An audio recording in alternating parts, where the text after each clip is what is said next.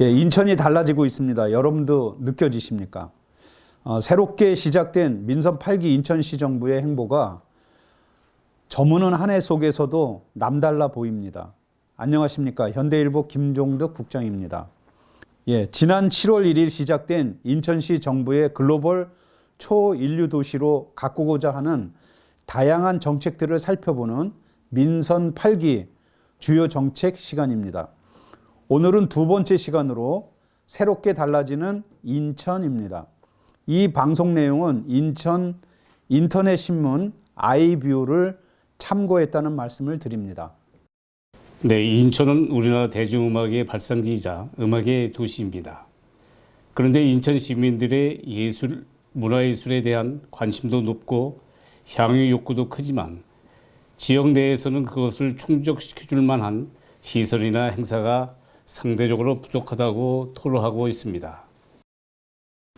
민선 8기 인천시장 도전에 나선 유정복 후보는 그런 인천의 현실을 개선하기 위해 총 예산 중 문화예술 분야 예산 3% 증액을 공약으로 내걸었습니다. 365일 문화예술 활동이 일상이 되는 인천을 만들자는 대전제에서 출발한 획기적인 약속이었습니다. 총 예산 중 문화예술 관련 예산이 3%를 넘는 지방자치단체는 2021년 현재 광주광역시가 유일한데 인천은 2022년 기준으로 해서 1,560억 원으로 총 비중은 1.67% 정도밖에 되지 않습니다. 산술적으로 한 해 예산이 3천억 원 이상이 돼야 목표를 달성할 수 있습니다. 물론 관광, 체육 등을 제외한 순수한 문화예술 예산만입니다. 한정된 세수에 개발과 복지 등의 계속 사업이나 2년 이상 지속되어 온 코로나 사태의 그늘에서 벗어나기 위한 자구 예산도 만만치 않게 들 것으로 예상돼서 공약 이행이 쉽지만은 않아 보입니다. 예, 오늘날 문화예술은 국민의 기본권이자 더욱 고차원적인 복지의 하나로 여기는 경향이 일반화되고 있습니다. 문화예술이 특정 집단의 전유물이 아니라 시민 모두가 보편적으로 누리고 공유해야 할 공공가치라는 말인데요. 문화예술 정책 역시 전문가들의 창작 지원과 같은 생산자 중심의 정책을 넘어 일반 국민들의 문화 향유권 충족 등 향수자 중심의 직접적 지원으로 선회하고 있습니다. 민선 8기 인천시 정부는 지난 2016년 민선 6기부터 추진해온 인천 뮤지엄 파크와 인천 아트센터 2단계 사업을 성공적으로 마무리하고 K 콘텐츠 월드와 서북부 문화예술회관 건립 등 문화예술 관련 인프라 확충에 주력하는 세부 공약을 추가했습니다. 펜타포트 음악축제 등을 대한민국 대표 축제로 승화하고 찾아가는 시민예술단, 차 없는 거리 확대와 버스킹 공연 활성화 등 수준 높고 다양한 콘텐츠를 제공한다는 계획도 세워놓고 있습니다. 이에 더해 인천시정 혁신단에서는 대중문화 문화 편중 현상을 제고하고 K-클래식의 진흥을 주문하고 나섰습니다. 음악, 미술 등의 순수 예술이야말로 시민들의 감성을 살찌우고 도시의 품격을 높일 것이라는 판단에서이죠. 이를 위해 아이들의 예술적 소양과 재능을 키워줄 예술 영재 아카데미 설립, 역량 있는 신인 예술인의 등용문이 될 인천 콩쿠르 개최, 문화예술 국제 교류 확대 등의 세부 사업도 함께 제안했습니다. 예술인들이 마음껏 창작 활동을 펼치고 시민들은 일상적으로 그것을 감상하고 즐기는 문화예술 생태계 조성으로 예술인과 시민 모두가 행복할 수 있는 문화 일상 구현을 위해 노력해야 하겠습니다. 네, 문화도시 인천을 향한 첫걸음은 소통입니다. 시 정부와 시민 전문가들이 인천의 미래상과 지향점을 합의하고 공유하는 정밀한 공론화 과정이 전제되어야 하겠죠. 그들이 긴밀하게 협력하는 민관 거버넌스도 필요하지 않겠습니까? 다음은 요즘 인천의 가장 뜨거운 키워드는 단연 재외동포청 그리고 유러피언 타운입니다. 둘 다 민선 8기 시정부 들어서 처음 제기되고 있는 이슈여서 정확한 내용에 대해 잘 모르시는 분들이 많이 있는 듯합니다. 내용을 아는 분 중에도 그런 인천과 무슨 상관 하는 분도 꽤 있는 것 같습니다.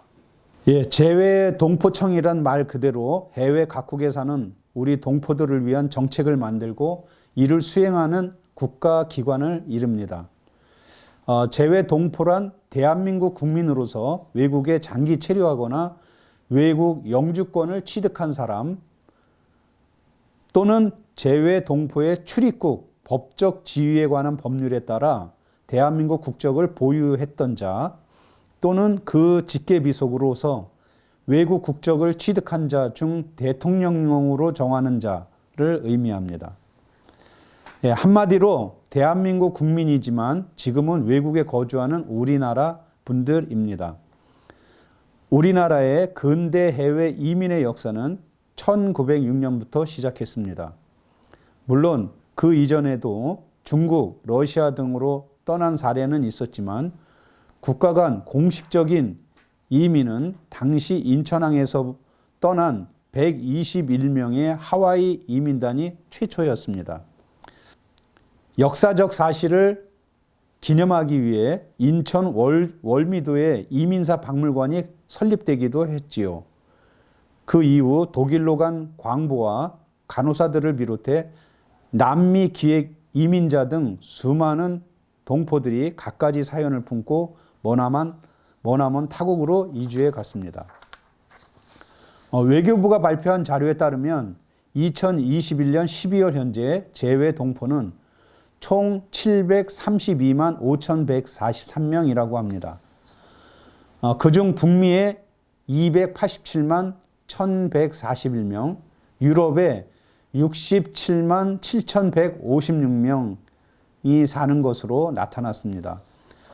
외국 국적 동포는 481만 3,622명이고 재외 국민은 251만 1,521명이라고 합니다. 그처럼 국적은 서로 다르지만 그들 역시 분명 대한민국 국민이고 정부는 그들을 보호해야 할 의무가 있습니다. 그동안은 외교부 산하의 재외동포재단이 그 일을 맡아 해왔습니다만 재단이라는 조직 특성상 여러 한계가 있었습니다. 그래서 지난 20대 대통령 선거에 출마한 윤석열 후보는 재외동포청 신설을 공약으로 걸었습니다.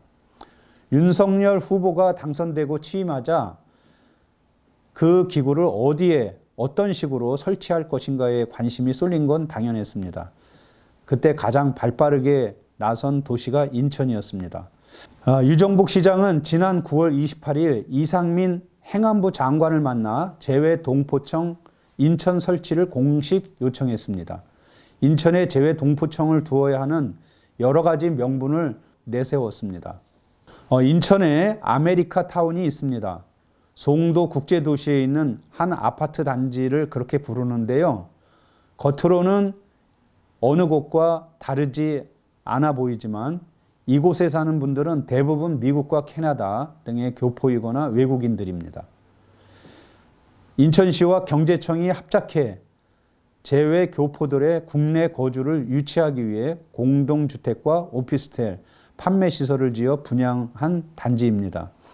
지난 2001년 경남 남해군이 파독광부와 간호사에게 택지를 조성해 분양한 독일 마을의 사례가 있습니다만 1,000세대가 넘는 대규모 주거시설을 지어 재외 동포에게 분양한 것은 처음 있는 일이었습니다. 2015년 1차로 아파트 830세대와 오피스텔 125세대, 2021년 2차로 아파트 498세대, 오피스텔 661세대를 분양했습니다. 반응이 얼마나 뜨거웠는지 시장에 내놓자마자 완판될 정도였습니다. 이처럼 기대 이상의 성과를 거두자 다른 지역 동포들의 문의가 빗발쳤습니다. 특히 미주 다음으로 많은 유럽 동포들이 자신들에게도 기회를 달라는 요구가 많았답니다. 민선 8기 유정복 시장은 이를 받아들여 유러피언 타운 구상을 내놓았습니다. 송도 아메리카 타운의 성공 사례를 10분 활용해 더 많은 재외 교포들에게 혜택을 주자는 것이었습니다. 최근 유럽을 방문한 유정복 시장은 이 같은 계획을 공식 발표했고 현지 동포들의 열화와 같은 성원을 얻었다고 합니다. 자, 그렇다면 정부가 추진하고 있는 재외 동포청은 어디에 두어야 할까요? 예, 그렇습니다. 우리 인천이 가장 적지입니다. 재외 동포청 설립의 명분과 실리를 모두 만족시킬 수 있는 도시가 인천 말고 또 어디가 있을까요? 재외 동포청 유치와 유러피언 타운 조성이 마치 한 세트처럼 묶여 널리 회자되고 있는 것은 바로 그 때문입니다. 재외 동포청이 인천 유치를 간절히 기원합니다. 인천 15년쯤 처음 등장한 신조어가 있습니다. 당시 유정복 인천시장과 간부 공무원과의 한담하는 자리에서 농담처럼 처음 언급됐다고 하는데요. 나중에 인천이 펼치게 되는 주요 시책의 이름으로 활용했습니다.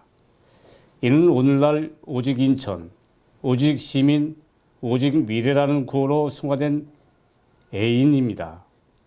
사랑의 자에 어진 자, 인천을 사랑한다는 말입니다. 예, 2015년 5월과 11월 시청 대회실에서 인천만의 가치 재창조를 주제로 연 시민토론회가 본격적인 애인 정책의 첫걸음이었습니다. 각계에서 선발된 시민토론단은 인천 발전을 위한 다양한 의견을 제시했습니다. 토론자들은 인천의 공감 정책으로 섬 개발과 KTX, GTX 등의 국책 사업에 특별한 관심을 보였습니다. 2016년 인구 300만 시대가 도래하고 2017년 인천에 발목을 잡았던 재정위기 단체의 굴레에서 벗어나면서 애인 정책은 힘을 발휘하며 시민들의 관심을 끌었습니다. 인천시는 애인 시리즈를 잇따라 발표하기 시작했는데요. 아이 키우기 좋은 도시, 4대 약자 친화 도시, 청년 창업 지원 확대, 지속이 가능한 원도심 혁신 정책 등이었습니다. 그동안 5차례의 시민 토론회를 열어 이에 대한 각계 시민들의 의견을 듣기도 했습니다. 2018년부터 A는 잠시 주춤해졌습니다. 부문별 사업은 지속해서 추진됐지만 애인이란 명칭만은 공식 석상에서 사라지고 없었습니다. 다만 당시 민선 7기 시정부가 인천시청 앞에 잔디광장을 만들면서 인천 애뜰이라 명명했는데 이것이 한 시대를 풍미했던 바로 그 애인이 남긴 흔적이 아닐까 추측할 뿐입니다.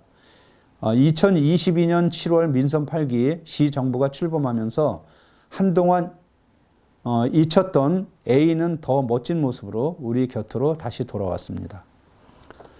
2022년 10월 12일 제6회 애인 토론회가 인천 애뜰에서 5년 만에 다시 열렸습니다. 참가자는 공개 모집했고 자격 기준은 단 하나, 인천을 얼마나 사랑하는가였습니다. 유튜브로 생중계된 이날 행사에는 엄선된 300명의 시민이 출연해 원탁, 대면 및 연령별 토론 등 다양한 방식으로 의견을 나누었는데요. 토론회의 주제는 시민이 행복한 초인류 도시 인천의 비전, 균형과 창조, 그리고 소통의 철학을 시정에 녹여 시민 모두가 행복한 도시를 만들자는 취지였습니다. 민선 8기 시정부의 공약을 확정하기에 앞서 그에 대한 시민의 목소리를 들어보자는 의미도 들어 있었습니다. 토론자들은 시가 제시한 10대 중점 과제 중 최우선으로 추진해야 할 분야로 교통을 꼽았습니다. 교통 부문은 사전 조사와 토론 전 후에 조사에서 모두 관심도 1위를 기록해 시민들의 개선 요구가 매우 큰 것으로 나타났습니다. 시민들은 특히 불법 주정차 문제나 대중교통 환승 체계 등의 문제를 시급히 개선해야 한다고 입을 모았고, 그 다음이 원도심 재생을 포함한 균형 발전 분야였습니다. 참가자들은 특히 지난 여름 물 난리 때 도심의 반지하 주택 피해가 컸던 사례를 제시하며 이에 대한 대책 마련을 요구했습니다. 빌라나 연립주택 등이 밀집된 남동구나 서구 등 일부 지역의 경우 아이들의 사고 위험과 불이 나도 소방차 진입마저 어렵다는 등의 고충을 털어놓으며 지역 간 불균형 문제가 해소되기를 바랐습니다. 복지와 교육 등이 3, 4위로 뒤를 이었습니다. 모든 분야를 관통하는 핵심 키워드는 단연 안전이었습니다. 믿고 마실 수 있는 안전한 수돗물, 아이들의 등굣길 교통안전, 원도심 슬럼화 지역의 안전대책, 여성과 어르신 등 사회적 약자의 안전 등 주문 내용도 다양했습니다. 이 토론회가 있고 난 후 얼마 지나지 않아 서울 이태원에서 사상 초유의 안전사고가 발생해 안전에 대한 시민들의 민감도가 한치의 오차도 없었다는 사실이 입증되기도 했습니다. 안전은 한시도 관과할 수 없는 시대의 과제였음이 분명했습니다. 유정복 인천시장은 이날 기조연설을 통해 진정성과 배려가 기반이 된 소통으로 시민 모두가 행복한 길을 함께 만들어가는 것이 민선 8기 시정의 방향이자 목표라 강조했습니다. 시민들이 자발적이고 헌신적인 애양심이 도시를 살찌우고 그곳에 사는 모두를 행복하게 만듭니다. A는 그런 가치를 함축한 소중한 자산이자 300만 시민 모두의 가득한 정신입니다. 자, 다음으로 넘어갑니다. 올해 1박 이상 국내 여행을 다녀온 관광객 대상으로 만족도와 추천 의도 등을 물었는데요. 그 결과에 의하면 제주도가 7년 연속 1위를 차지했고 부산이 강원을 제치고 2위권으로 올라섰다고 합니다. 우리 인천은 안타깝게도 1000점 만점에 661점을 기록해 광주, 대전 등과 최하위를 형성했다고 합니다. 소비자 설문조사 전문기관인 컨슈머 인사이트가 최근 발표한 여름 휴가지 만족도 조사 결과입니다. 우리 인천은 놀거리, 먹거리 등 전체 항목에서 전반적으로 낮은 점수를 받았다고 합니다. 이와 관련해서 한 지역신문은 인천은 관광지보다 주거지로 인식되고 있고 특히 놀거리가 부족하다라는 컨슈머 인사이트 관계자의 말을 인용하기도 했습니다. 아직도 우리 인천의 관문도시, 공업도시의 이미지를 벗어나지 못한 탓이라는 자성의 목소리와 함께 인천만의 차별화 전략을 마련해야 한다는 주문이 이어졌습니다. 인천은 묵길과 하늘길과 바닷길이 서로 만나고 이어주는 길의 도시입니다. 그 길을 통해 수많은 사람이 인천을 나고 또 듭니다. 문화와 그의 산물이 실려나가고 들여오기도 합니다.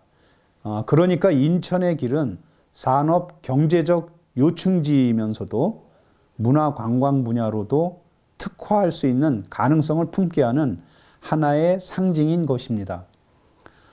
이런 지정학적 환경과 조건을 두루 갖춘 도시는 그 사례를 찾아보기 어렵습니다. 인천 앞바다는 세계로 향한 길인 동시에 천혜의 관광자원입니다. 특히 인천 앞바다는 두 가지 보물을 품고 있습니다. 그 하나는 갯벌이고 다른 하나는 섬입니다. 인천 갯벌은 세계 5대 갯벌의 하나로 꼽힐 만큼 유명합니다. 항구에서 배를 타고 조금만 나가면 푸른 바다를 수놓는 아름다운 보석, 인천의 섬들을 만날 수 있습니다. 무려 168개나 됩니다. 저마다 다른 생김새처럼 섬들은 품고 있는 역사나 자연, 풍습과 이야기가 다 다릅니다. 인천시는 강화 갯벌의 세계 자연유산 등재와 함께 섬을 관광 자원화하자는 움직임을 본격화한 바 있습니다. 2016년 당시 민선 6기 시정부는 소위 애인의 섬 프로젝트를 통해 섬의 접근성과 정주 여건을 개선하고 관광 자원을 확충하는 등 4개 분야 47개 사업에 총 2조 4천억을 투입한다는 계획을 공식화하고 이를 본격 추진하기 시작했습니다. 도서 특성화 시범 사업의 확대, 백령발 아침 여객선 운항 등 세부 계획들이 그 뒤를 따랐습니다. 그 이듬해인 2017년에는 인천시와 강화, 옹진군, 인천관광공사가 힘을 모아 매력 있는 인천섬 만들기에 함께 나서기도 했습니다. 시가 섬 관련 정책을 수립하고 예산을 지원하면 군이 주민조직과 사업을 집행하고 공사는 프로그램을 발굴, 운영하는 형태로 사업이 진행됐습니다. 그 이전 섬 개발 사업은 관주도형 인프라 중심이었다면 이번 프로젝트는 주민주도형 소프트웨어 쪽으로 방향을 튼 게 가장 큰 특징이었습니다. 인천관광공사가 가장 부지런하게 앞장섰습니다.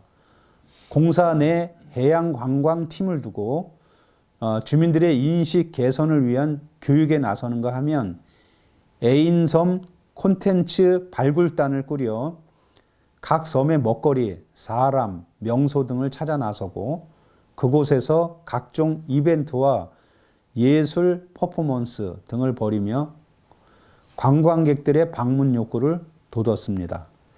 대이작도 생태 탐방 상품, 장봉도 여행센터, 덕적도 호박회관 등은 그때의 노력으로 탄생한 소중한 결실이었습니다. 다시 민선 8기 시정부가 출범했습니다. 유정복 시장은 취임 직후 섬 관광 전담 조직의 신설을 주문했습니다. 그리고 7월 말 시 해양항공국 섬 발전 지원과 내에 섬 관광팀이 새롭게 꾸려졌습니다. 섬 관광 활성화로 주민 소득 증대는 물론 인구 소멸 위기 극복에도 일조할 수 있는 치밀하고 현실적인 정책과 사업을 만들겠다는 각오를 다졌습니다. 휴가지 설문조사에서 관광객들은 부산을 2위로 꼽았습니다. 교통, 물가 등이 최하위권이었는데도 볼거리, 먹거리 분야에서 최우수 평가를 받은 덕이랍니다. 이는 우리 인천에 시사하는 바가 매우 큽니다. 인천 섬만큼 진귀하고 신기한 볼거리와 먹거리가 풍부한 곳이 또 있을까요? 다만 접근성이 떨어지는 측면은 인정할 수밖에 없습니다. 인천 시민이 아니면 이동 비용도 만만치 않습니다. 이젠 관광객들에게 무엇을 어떻게 체험하고 느끼게 할 것인가, 얼마나 친절하고 따뜻하게 그들을 맞을 것인가가 훨씬 더 중요해졌습니다. 관광객들의 오감, 만족 상품과 환대 체계가 관광 만족을 결정적으로 좌우한다는 말입니다. 이는 민과 관이 서로 협력하면 얼마든지 가장 빠르게 개선할 수 있는 문제입니다. 섬 주민들과 관광객들의 인간미 넘치는 소통, 작은 섬마을에서만 만끽할 수 있는 소소하면서도 특별한 재미, 그것은 제주나 부산에선 결코 느낄 수 없는 인천 섬만의 고유 가치가 아닐까요? 민선 8기 인천시는 지난 8월 31일 행정구역 개편안을 발표했습니다. 현 2군 8구 체제를 2군 9구로 확대한다는 것이 계획의 골자입니다. 세부적으로 보면 현 중구에서 영종을 분리해 영종구를 신설하고 내륙 중구와 동구를 합쳐 제물포구를 신설하는가 하면 검단과 서구를 각기 다른 구로 분리하는 등의 방안을 포함하고 있습니다. 앞으로 지역 주민들과 정치권 등과의 충분한 논의 과정을 거쳐야겠지만 일단 지역의 반응은 호의적입니다. 1995년 결정된 현 행정체계가 현실을 제대로 반영하지 못한다는 점엔 대부분 동의하는 분위기입니다. 그 당시 인천의 인구는 235만 명 정도였는데 지금은 300만 명에 가까워졌습니다.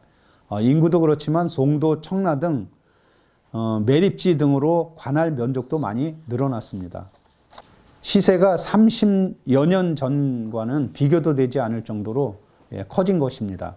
각 자치단체의 상황도 많이 달라졌습니다. 중구와 동구는 인천의 뿌리와도 같은 곳이지만 지속해서 인구가 줄어 이젠 대표적인 원도심으로 바뀌었습니다.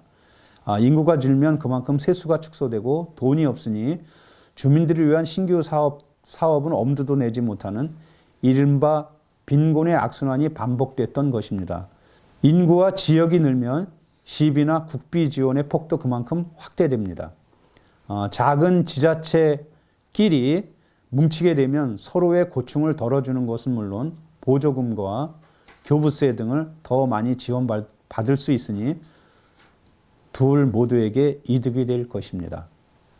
행정력의 효율을 위해서는 행정구역 개편은 필요합니다. 인천 서구의 경우 전체 인구는 58만여 명으로 동구의 10배에 달합니다. 하지만 구청은 똑같이 하나뿐입니다.